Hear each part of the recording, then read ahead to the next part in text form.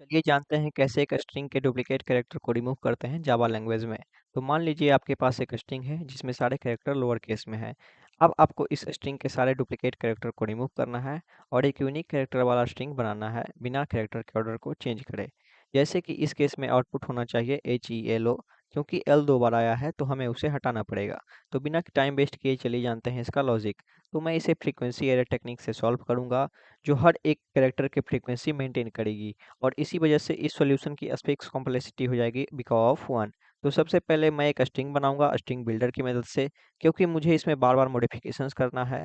अब एक integer array बनाऊंगा ARR नाम से, जिसमें 26 एलिमेंट होंगे, क्योंकि इंग्लिश अल्फ़ाबेट में 26 लेटर ही होते हैं और मुझे इन्हीं 26 कैरेक्टर की फ्रीक्वेंसी मेंटेन करनी है। बाय डिफ़ॉल्ट इस एरे के हर एलिमेंट में 0 स्टोर होगा।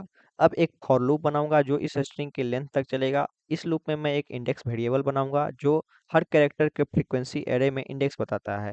ये इंडेक्स कैलकुलेट करने के लिए हम कैरेक्टर की आस्की वैल्यू से 97 माइनस करते हैं। फॉर एग्जांपल एच की आस्की वैल्यू 104 है तो इंडेक्स होगा 104 माइनस 97, जो कि है 7।